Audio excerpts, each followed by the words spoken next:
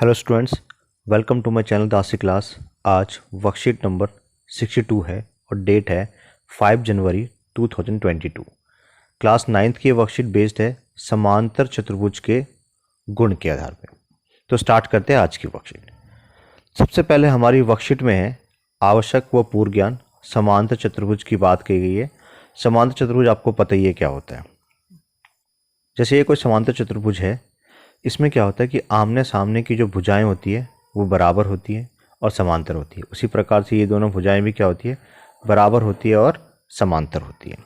ठीक, अगर मैं विकर्ण खींचूं, जैसे मान लेते हैं मैं यहाँ से यहाँ तक एक विकर्ण खींचता हूँ और उसी प्रकार से ये यहाँ से यहाँ तक विकर्ण खींचता हूँ, तो ये समद्विभाजित होती है और सम्मुख कोण, ये वाला कोण इसके बराबर होता है और ये वाला कोण जो है इसके बराबर होता है। ये सब चीज़ें हम जान चुके हैं पहले से। अब सबसे पहले हमारी वर्कशीट में यहाँ पे परिमेय दे रखी है। कोई चतुर्भुज समांतर चतुर्भुज होता है यदि उसके सम्मुख भुजाओं का एक युग्म बराबर हो और समांतर हो। यानी किसी समांतर चतुर्भुज के अंदर, जैसे मान लेते हैं कि मैं कोई एक समांतर चतुर्भुज ऐसे ड्रॉ करता हूँ, अगर कोई भी एक भुजा, जैसे मान लेते इस भुजा की बात करता हूँ, अगर ये दोनों भुजाएं क्या है, समांतर हो जाए, बराबर हो जाए, तो ऑटोमेटिकली ये समांतर चतुर्भुज बन जाएगा। उसी तरीके से अगर मैं ये वाली भुजा को इसके समांतर या बराबर प्रूफ कर दूं तो भी ये समांतर चतुर्भुज हो जाएगा। एक ही पेयर से क्या होगा, समांतर बन जाएगा। अब जैसे यहाँ हमारी वर्कशीट के अंदर लिखा हुआ है ए बी बराबर सी डी। अगर ये ए बी वाली भुजा जो है सी डी के बराबर हो जाए, ठीक, और ए बी जो है सी डी के समांतर हो जाए, ये वाली भुजा इसके समांतर हो जाए, तो हम कह सकते हैं कि ए बी सी डी एक समांतर चतुर्भुज है। ठीक है, तो ज़रूरी नहीं है कि हम इसको भी सिद्ध करें, ये ऑटोमेटिकली अपने आप हो जाता है। हमें सिर्फ एक भुजा को बराबर और समांतर सिद्ध करना होता है। आगे है प्रमेय 2। समांतर चतुर्भुज के विकर्ण एक दूसरे के परस्पर समद्विभाजित करते हैं। दूसरी जो प्रमेय है, दूसरी थ्योरम जो है हमारी, वो है समांतर चतुर्भुज के विकर्ण एक दूसरे को परस्पर समद्विभाजित करते हैं। जैसे ए बी सी डी यहाँ पर एक समांतर चतुर्भुज दे रखा है और अगर मैं यहाँ से ये एक इस प्रकार से अगर दोनों मैं विकर्ण खींचता हूँ तो ये विकर्ण जो है एक दूसरे को समद्विभाजित होगा। यानी कि जितनी बड़ी ये भुजा होगी उतनी बड़ी ये होगी, जितनी बड़ी भुजा ये होगी उतनी बड़ी भुजा ये होगी। दो बराबर भागों में बांटती है, इसको बोलते हैं समद्विभाजित करना। ठीक, तो अगर ये बिंदु O है तो उसने बताया कि OA OC के बराबर होगा। ये हमारा यहाँ से यहाँ OA है और यहाँ से यहाँ तक ये OC है। ठीक है, ये जो है OC है, ये बराबर होगा AO के। उसी प्रकार ये वाली भुजा जो है इसके बराबर होगी। ठीक, उसी प्रकार से प्रमेय का विलोम भी सत्य होगा। एक चतुर्भुज के विकर्ण एक दूसरे को समद्विभाजित करे तो वो समांतर चतुर्भुज होगा। ठीक है, अगर विकर्ण समद्विभाजित कर रहे हैं तो भी वो समांतर चतुर्भुज होगा। इस प्रकार से इसके विलोम का भी हम प्रयोग कर सकते हैं। आगे देखते हैं। अब जैसे सबसे पहले हमारी वर्कशीट के अंदर एक उदाहरण दे रखा है। दी गई आकृति में ए बी सी डी एक समांतर चतुर्भुज है। देखिए, ये ए बी सी डी एक क्या है, समांतर चतुर्भुज है। पी और क्यू क्रमशः सम्मुख भुजाओं ए बी और सी डी के मध्य बिंदु है। ये जो बिंदु दिख रहा है, पी बिंदु और क्यू बिंदु, ये इसका मध्य बिंदु है। मध्य बिंदु का मतलब हुआ जितना बड़ा ये होगा उतना बड़ा ये होगा।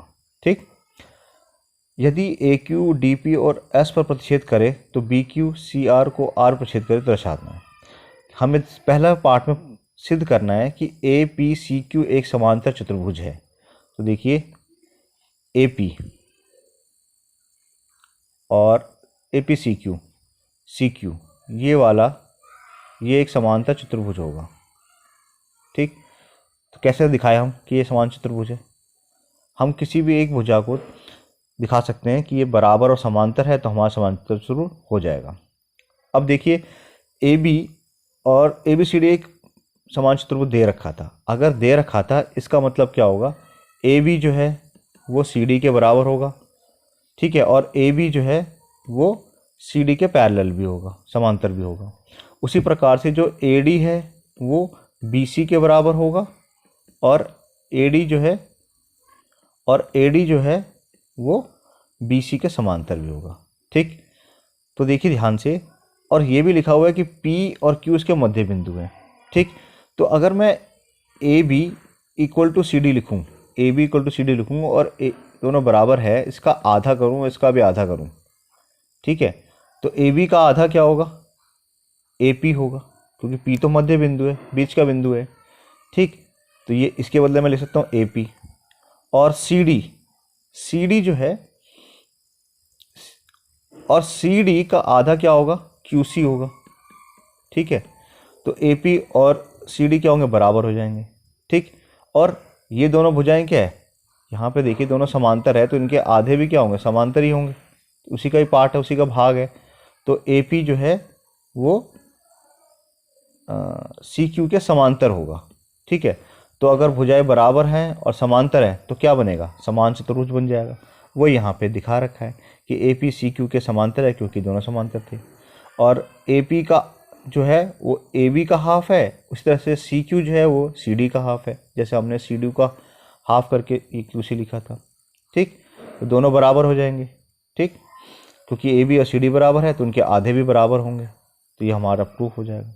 उसी प्रकार से देखिए यहाँ पे D B B Q, D P B Q, तो ये हमारा डी, इससे हम पी को मिलाते हैं, और फिर बी क्यू है, बी क्यू ये वाला और ये वाला, तो सेम रीजन है। देखिए हमें पता है कि जो ए बी है वो बराबर है सी डी के, क्योंकि लिखा हुआ है ए बी सी डी एक समान चतुर्भुज है, तो इसका आधा ए बी का आधा, ए बी का आधा क्या होगा, बी पी होगा, और सी डी का आधा क्या होगा, डी क्यू होगा, दोनों बराबर हो गए, ये वाली इसके बराबर होगी।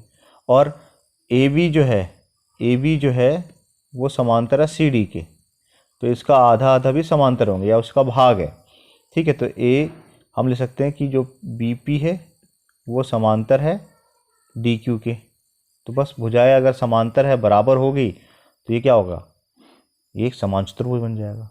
तो इस तरीके से क्वेश्चंस करने बहुत आसान है, एक बार बस समझना है कि कैसे हम कर सकते हैं। थर्ड पार्ट देखिए, पी एस क्यू आर एक समान चतुर्भुज है। तो तीसरे पार्ट में देखिए हमें सिद्ध करना है कि पी एस क्यू आर, ये पी एस क्यू आर एक समान चतुर्भुज है। देखिए ये वाली जो भुजा थी हमारी, ये एक समान चतुर्भुज की भुजा थी, ठीक है। अगर समांतर चतुर्भुज की हमारी भुजा थी तो क्या पी एस जो है क्यू आर के समांतर होगा, बिल्कुल होगा। उसी प्रकार से जो हमने देखा था कि ए क्यू जो हमने फर्स्ट पार्ट में प्रूव किया था, और पी सी वाला, ये दोनों भी समान चतुर्भुज की भुजा थी, तो क्या मैं लिख सकता हूँ कि एस क्यू समांतर है पी आर के, ठीक। तो जब अपोजिट किसी भी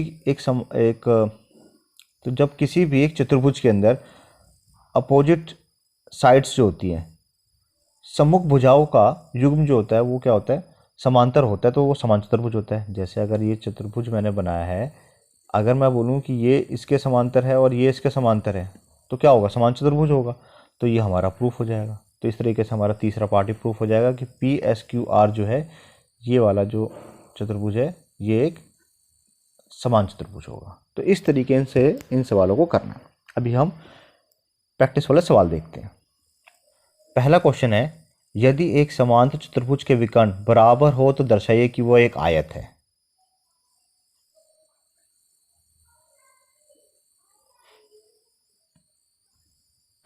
तो सबसे पहले देखिए कि यहाँ लिखा है समांतर चतुर्भुज, तो हमारे पास दिया गया है। सबसे पहला काम है जो जो इन्फॉर्मेशन हमारे पास क्वेश्चन में गिवन होती है उसको लिखो। यहाँ पे दिखा हुआ है कि समान चतुर्भुज, इसका मतलब क्या है, ए बी बराबर होगा सी डी के, साथ ही साथ ए बी समांतर होगा सी डी के। दूसरी तरीके से जो ये वाली भुजा है ए डी जो है वो बराबर होगा बी सी के, और ए डी जो है वो समांतर होगा बी सी के। साथ ही साथ लिखा है समांतर चतुर्भुज के विकर्ण बराबर है, इट मीन्स जो ए सी है वो बराबर है बी डी के। ये सारी इन्फॉर्मेशन हमारे पास क्वेश्चन में गिवन है। हमें उसने कहा है कि सिद्ध करना है, दर्शाना है कि ये एक आयत होगा, तो हमें सिद्ध करना है।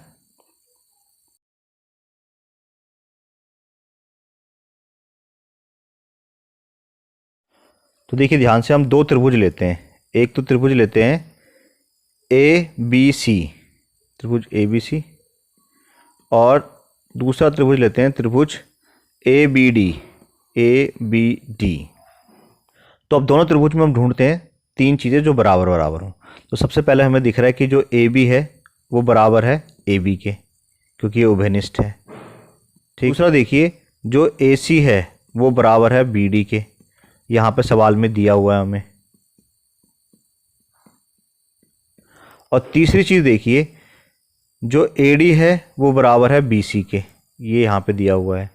तो ए डी बराबर है बी सी के, तो दोनों त्रिभुज क्या हो जाएंगे, सर्वांगसम हो जाएंगे। तो त्रिभुज ए बी सी सर्वांगसम है त्रिभुज ए बी डी के। अगर दोनों त्रिभुज सर्वांगसम हैं, ठीक है, अगर दोनों त्रिभुज सर्वांगसम हैं तो क्या होगा, उनके करस्पॉन्डिंग एंगल्स इक्वल हो जाएंगे, यानी कि जितना बड़ा एंगल ये है उतना बड़ा एंगल ये हो जाएगा, और जितना बड़ा एंगल ए बनेगा उतना ही बड़ा एंगल यहाँ पे बी बनेगा। ठीक है, तो एंगल जो ए होगा, जिसको हम प्रॉपर लिख लेते हैं, angle D A B, angle D A B equal होगा एंगल सी बी ए के। क्यों होगा, सी पी सी टी से। ठीक है, तो ये दोनों ट्रायंगल जो है सी पी सी टी से इक्वल हो गए, तो ये दोनों कोण जो है सी पी सी टी से बराबर हो गए। ठीक, अब देखिए ध्यान से समझिए, अगर ए डी भुजा और बी सी भुजा दोनों समांतर है और कोई एक लाइन उसको काट रही है, ठीक है, आपने पढ़ा है कि दो भुजाएं अगर समांतर है और एक लाइन उसको काट रही है तो उसके एक तरफ के जो कोण होते हैं उनका जोड़ होता है 180 डिग्री। इसका मतलब ये हुआ कि जो कोण डी ए बी जमा कोण सी बी ए,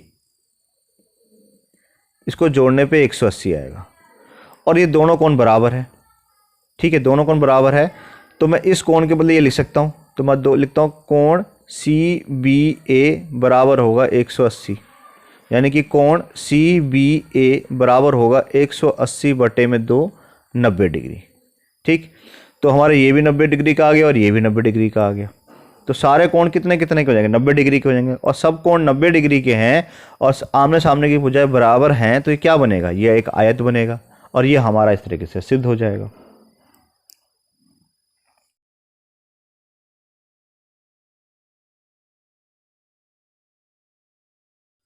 क्वेश्चन नंबर 2 देखिए, दी गई आकृति में समांतर चतुर्भुज एबीसीडी के विकर्ण बीडी पर दो बिंदु P और Q इस प्रकार स्थित है कि DP बराबर BQ है, और ये सारी चीज़ें हमें सिद्ध करनी है। तो सबसे पहला काम, जो जो इन्फॉर्मेशन दे रखी है उसको लिखते हैं। ठीक, लिखते हैं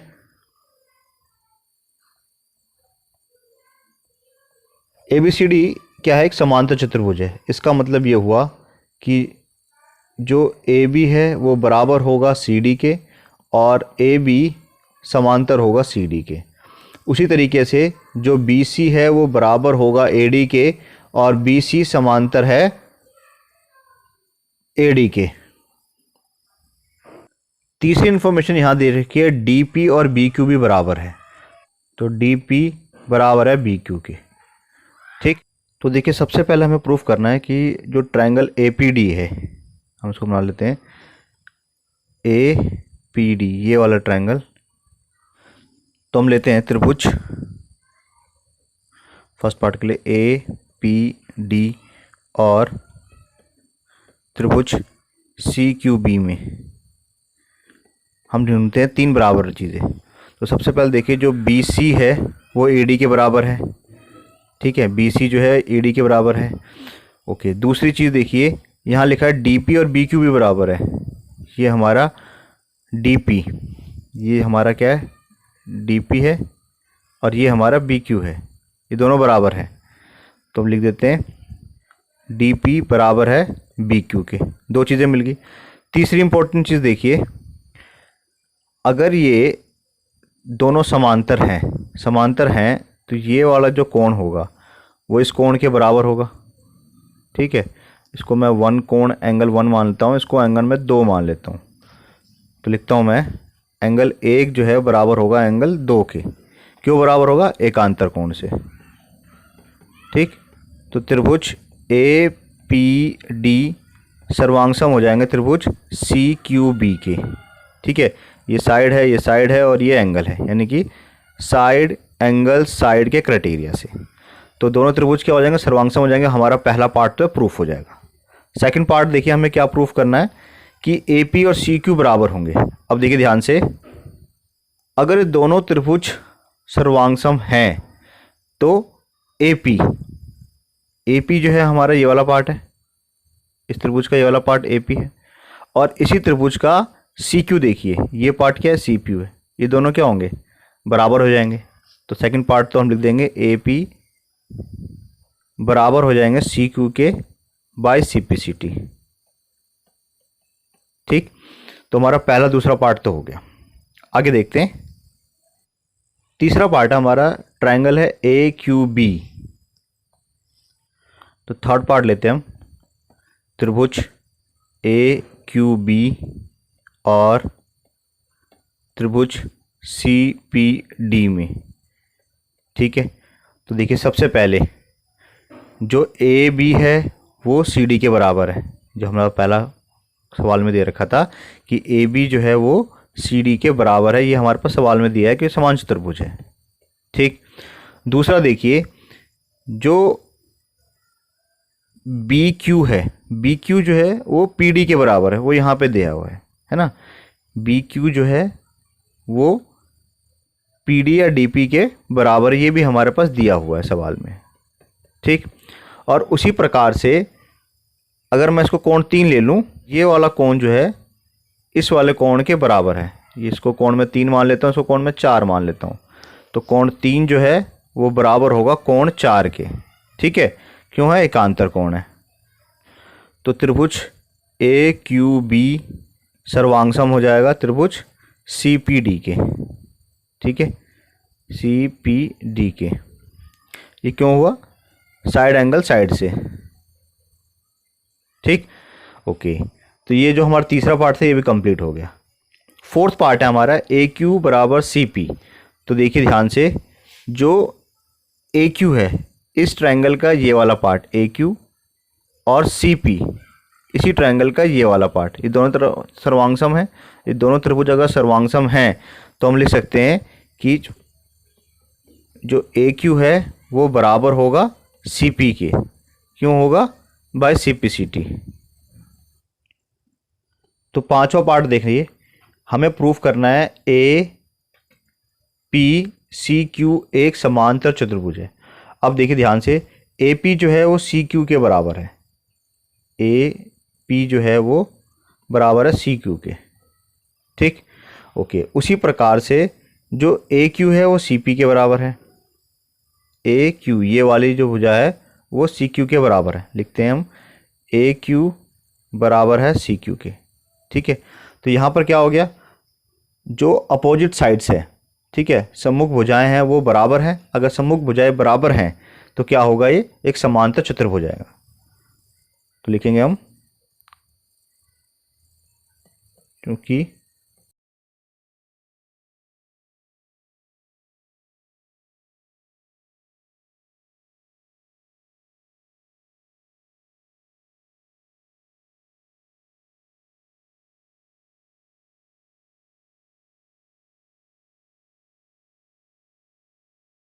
क्वेश्चन नंबर 3 है, त्रिभुज ए बी सी और डी ई एफ में ए बी बराबर डी है। तो लिख लेते हैं सबसे पहले चीज़ें, दिया है कि ए बी जो है वो बराबर है डी ई के।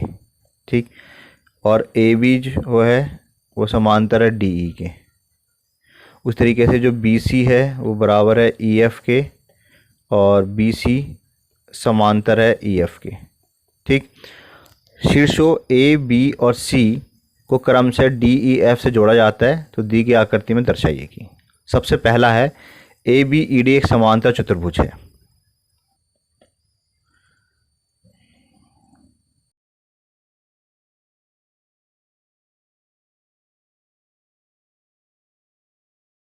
यहाँ पे लिखा है ए बी और डी ई क्या है, ये ए बी जो है वो डी ई के बराबर और समांतर है। तो ए बी बराबर है डी ई के, और ए बी जो है समांतर है डी ई के। तो इतने से ही हमारा प्रूफ हो जाता है, ठीक, क्योंकि सम्मुख भुजाएं बराबर और समांतर हैं। तो लिखेंगे हम चूंकि अतः ए बी ई डी एक समान चतुर्भुज है। तो ये हमारा पहला पार्ट तो प्रूफ हो गया। सेकंड पार्ट में हमें प्रूफ करना है बी ई एफ सी एक समांतर चतुर्भुज है। तो देखिए ध्यान से, यहाँ पर भी देखिए लिखा हुआ है बी सी और E F, B C B E F C एक समान चतुर्भुज है। तो बी सी जो है ई एफ के क्या है, बराबर है और समांतर है। सेकंड वाली जो इक्वेशन गिवन है, बी सी जो है ये वाली लाइन जो है वो इस ई एफ के क्या है, बराबर और समांतर है। तो हम लिखते हैं बी सी बराबर है ई एफ और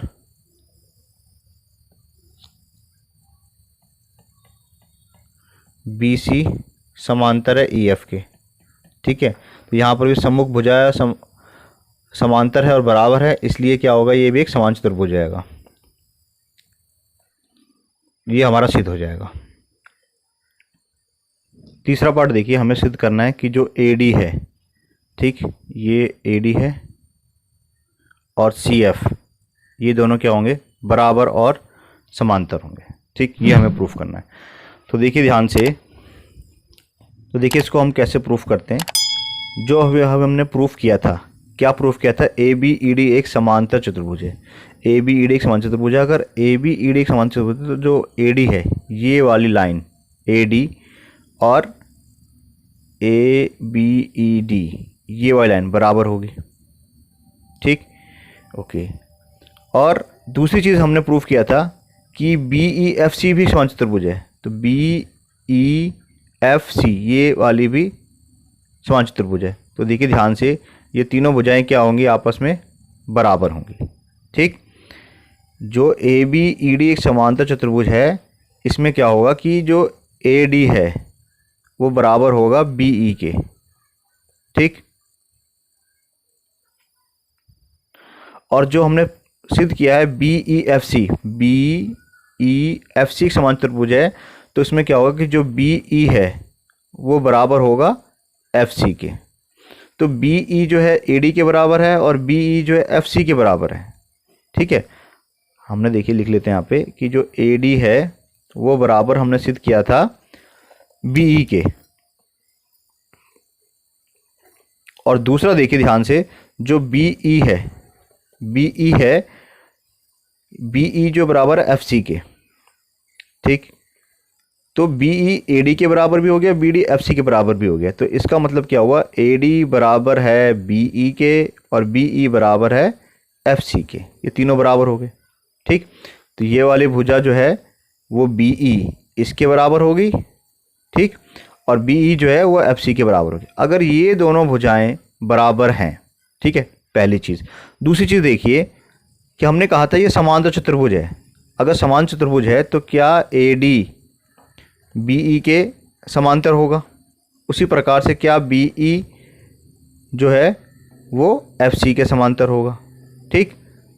तो ये भी लिख लेते हैं हम कि जो ए डी है वो बी ई के समांतर है और बी ई जो है वो सी एफ के समांतर है, ठीक।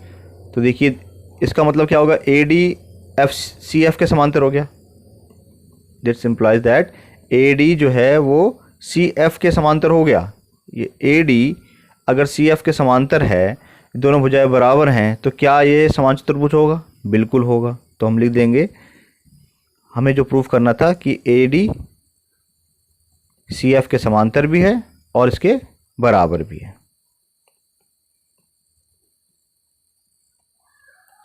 ये हमारा प्रूफ हो जाएगा।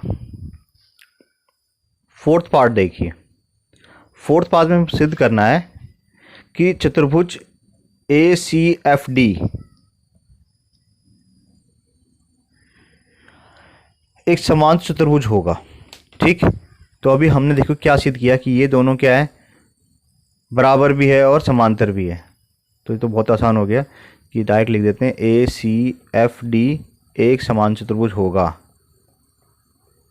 क्यों होगा? पार्ट 3 में हमने देखिए क्या प्रूफ किया है। पार्ट 3 में हमने प्रूफ किया है कि जो ए डी है वो समांतर है सी एफ के, और ए डी जो है वो बराबर है सी एफ के। तो सम्मुख भुजाएं बराबर है और समांतर है, तो ये समान चतुर्भुज होगा।